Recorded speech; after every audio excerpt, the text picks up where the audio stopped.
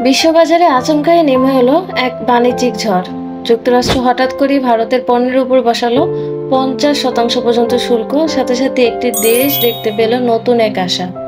নথিপত্র 360 এর আজকের পর্বে বিশ্লেষণ করব পুরো বিষয়টি। যুক্তরাষ্ট্র সম্প্রতি ভারতের উপর অতিরিক্ত শুল্ক বসিয়েছে তিনটি বড় কারণে। রাশিয়া থেকে সস্তায় তেল কেনা, যেটা আমেরিকার নিষেধাজ্ঞার বিরুদ্ধে। দ্বিতীয়ত, ভারতের সঙ্গে বাড়তে থাকা বাণিজ্য ঘাটতি। আর তৃতীয়ত, ভারতের স্বাধীন রাজনৈতিক অবস্থান। এই তিনটি কারণ মিলিয়ে যুক্তরাষ্ট্র শুল্ক বসিয়ে ভারতকে চাপ দিচ্ছে একটি স্পষ্ট বার্তা দিতে যে বন্ধুত্ব চাইলে তাদের নীতির সাথে চলতে হবে। কিন্তু এই শুল্ক যুদ্ধে ভারত ক্ষতিগ্রস্ত হলেও একটি দেশ নতুন আশার আলো দেখতে শুরু করেছে। দেশটি হলো বাংলাদেশ। হ্যাঁ, আমাদের গার্মেন্টস শিল্প এখনো দাঁড়িয়ে আছে এক অভাবনীয় সুযোগের মুখোমুখি। এই সুযোগ আমরা নিতে পারবো তো? বর্তমান পরিস্থিতি বাংলাদেশের গার্মেন্টস শিল্পে একটি নতুন সুযোগ তৈরি করেছে। কারণ যুক্তরাষ্ট্রে ভারত থেকে আসা পণ্যের দাম বেড়ে যাবে, ফলে আমেরিকান ক্রেতারা বাংলাদেশের দিকে ঝুঁকতে পারে।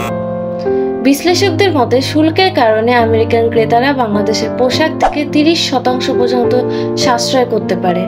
কারণ বাংলাদেশের গার্মেন্টস পণ্যের উপর বর্তমানে যুক্তরাষ্ট্রের শুল্ক হার 20%। আগে এটি ছিল 35%, কিন্তু 2025 সালের 1 আগস্ট যুক্তরাষ্ট্রের সঙ্গে আলোচনার মাধ্যমে এই হার কমিয়ে 20% নির্ধারণ করা হয়। বাংলাদেশের রেডিমেড গার্মেন্টস সেক্টর দেশের এক প্রধান রপ্তানি খাত, যা প্রায় 80% রপ্তানি আয়ের উৎস ও প্রায় 4 মিলিয়ন কর্মী জড়িত। কিন্তু সুযোগ কাজে লাগাতে হলে গ্যাসের সমস্যা সমাধান, রাজনৈতিক স্থিতিশীলতা, বন্দর কার্যক্রম নিয়মকানুন উন্নয়ন সহ অনুকূল বিনিয়োগ পরিবেশ নিশ্চিত করা জরুরি।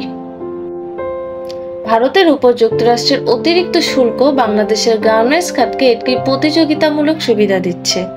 সময় মতো অর্ডার রেসপন্স, পণ্যের মান বজায় রাখা এবং রপ্তানি কার্যক্রমের উন্নয়ন, এই তিনটি বিষয় নিশ্চিত করতে পারলে বাংলাদেশ এই সুযোগের মাধ্যমে আন্তর্জাতিক বাজারে আরও শক্ত অবস্থান নিতে পারবে।